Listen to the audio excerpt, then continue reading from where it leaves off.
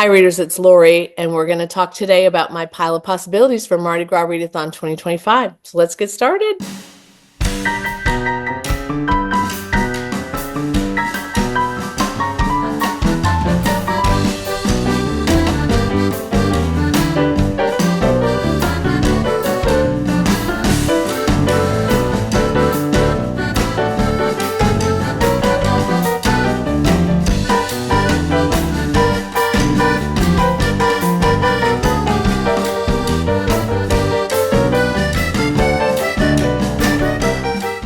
All right, readers, I am ready to roll with my Mardi Gras 2025 TBR. So let's get into the categories and what I'm going to read as a result. Now, let me just say before I start talking to you about all these prompts that a lot of these will cover more than one prompt. So just stay tuned and listen a little bit for that. If you don't remember me talking about this too, the group read is The Bayou Book Thief by Ellen Byron. This actually would also fulfill a number of prompts, including one of mine.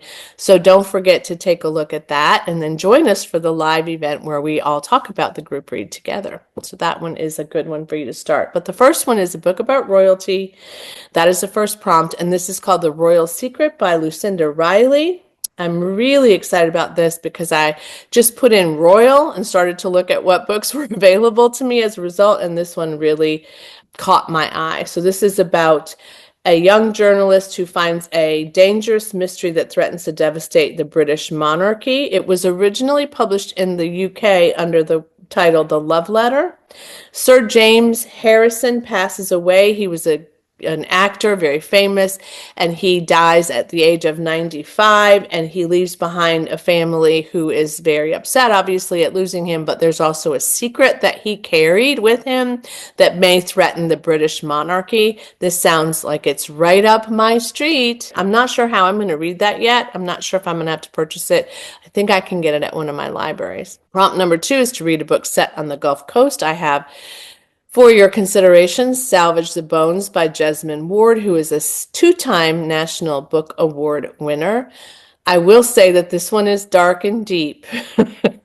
And I have not read it because it's dark and deep. I'm not even sure this dog is going to survive. So that's why, one of the reasons why I haven't picked this up. So this is about a hurricane that happens in Bois Sauvage, Mississippi, which is a fictional town, but it could be Bay St. Louis, where I used to live. It could be Biloxi. I don't know. Haven't read it, so I can't say for sure. But it's about a family, and the daughter of this family is named Esh. I think that's how you pronounce it.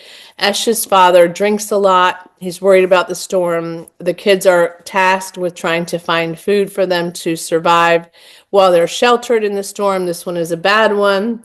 And Esh also realizes that she's pregnant.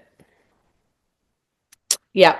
So what else could be worse? I don't know. But short read. I've really had it on my shelves for a long time. It would be a great backlist read for me, but also it would fulfill that prompt. So there you go. Prompt number 3 is to read a book about cake. I have some possibilities there, which is the Ina Garten memoir that you all chose for me to read during my nonfiction first quarter pick. So that's a possibility. This book also has a lot of stuff, I think, about cooking and cake in it, food and cake. But I don't actually have a specific cake related video or cake related book yet. So I'm kind of going to just see what happens and maybe see what some of you are reading and then see what I can grab as a result of that. So the next prompt is to read a book set in France. And so for that, I chose The Little French Bistro by Nina George. I grabbed this out of a little free library, I think, last year, maybe this year. I can't even remember. I marked the Little Paris Bookshop to read a long time ago. And I did not read it, but this is not a sequel to The Little Parish Bookshop. So I feel okay with reading this and not going with that first. So this is about a woman who's gone through a pretty significant divorce, and she ends up leaving Paris to go to the coast of Brittany, where she then meets a number of people that are locals and that go into and spend time in this little French bistro. So she begins to search for what her life should have been all along. Coming of age, essentially, set in France, coffee on the cover. I'm in. I'm all in. All right, for the prompt to read a book about a ball or an elegant event, I had a choice and I picked The Wedding People by Alison Espach. This is a Book of the Month Club selection from last August of 2024. It is a book that has a lot of buzz around it. I will say I think it's a difficult topic, but I also think it has an uplifting message, so just be aware of that. This one is about a woman whose husband dies and she's feeling like pretty much she's going to have a bit of a last hurrah. This is a carefully veiled sensitivity warning for you because it was kind of shouted out by the author to me and I wasn't sure how I felt about it as a spoiler, but also I think it's important for you to know this woman is kind of, really down in the dumps. She goes to this hotel to have her last kind of hurrah, and she meets a bride, and the bride and this woman strike up a conversation, and I think that there is some mutual benefit to that, some healing, and I'm not sure what all happens, but it's been very highly rated and talked about by a lot of friends that I know, and they really enjoyed it, so I would like to get to this. And as you know, I am doing a Book of the Month Club read every month, so this would be my February pick as well. So this would help the Mardi Gras prompts, but also it would help me. So this one will be read in February, pretty sure. Pretty sure. So the next prompt is to read a book about music.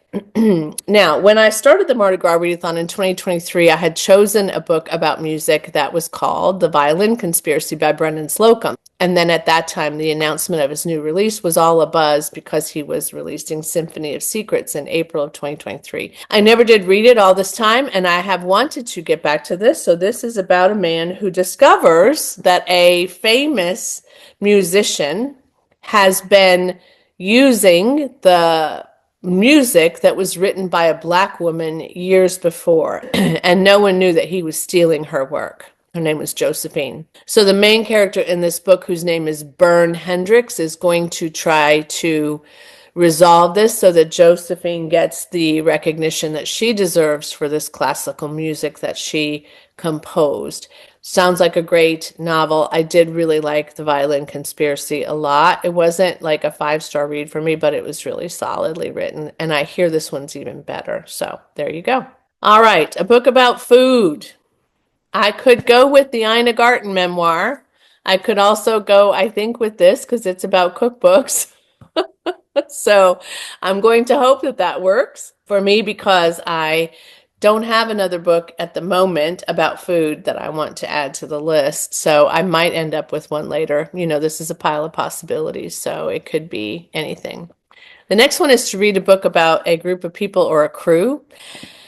I have 3 possibilities for this, but bear with me because the last one also fulfills the last prompt. So the first possibility for me is Rush by Lisa Patton. It's a novel about a sorority at Ole Miss. I have had this one on my shelves for a while. My friend Sarah, not Sarah's Nightstand, my friend Sarah Stanley recommended this book to me. She went to Ole Miss, as did my partner, and she thought that we would really like it.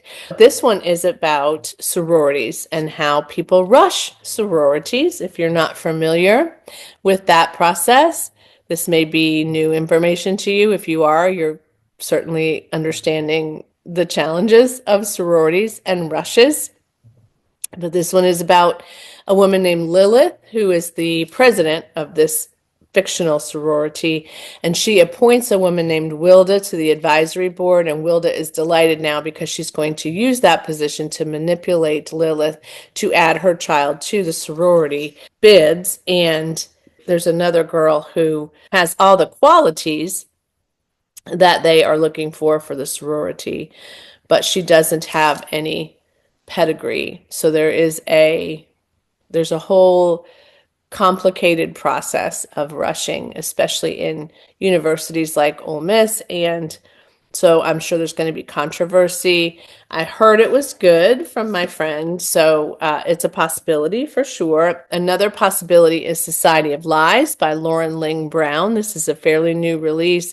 It is my Book of the Magi group, but my daughter now has the copy that I bought for my partner. So this is about Maya, who goes back to Princeton for her reunion and also to see her young sister graduate from Princeton. And her sister Naomi Naomi is found dead. And so when she starts to investigate what happened, she discovers that there was a society group in which Naomi belonged, and it was the most exclusive social club on the campus, which is a reference to rushing sororities as well. And so she's determined to find out what happened to her sister. So that is another book about a group of people or a crew that's a little bit less like Rush, so it might not fit. But then this one is going to hit a lot of prompts. This is about the seamstress of New Orleans, historical fiction, Diane C. McPhail, 1900. Alice is pregnant and abandoned in Chicago, and she decides to travel south to New Orleans to try to start over again and be in a warmer climate. When she travels south, she meets a woman named Constance Halstead, whose husband has died, but he was doing some kind of nefarious things. So that's a part of this plot as well. But she discovers that Alice has an amazing talent as a seamstress, and so she enlists her help in creating a gown for the Mardi Gras ball. Can you imagine? So this fulfills a number of prompts, right? This is the first all-female crew for Mardi Gras, and this offers women an opportunity that they haven't had before. So the gown is being created by Alice, and then meanwhile, the Black Hand, which is an organization in New Orleans, is vicious, and Constance's husband owes the Black Hand a lot of money. So now Constance is also at risk. It sounds great to me. This was given to me. It's a used copy. It was given to me by one of my daughter's book club friends in New Orleans. I happened to attend the book club that night, and she was getting rid of this, and I said, sure, I'll take it. And I've never gotten to it. So I've had it for a couple of years for sure. And it sounds really, really good. So historical fiction, a thriller, I would say contemporary fiction on this end, a cozy.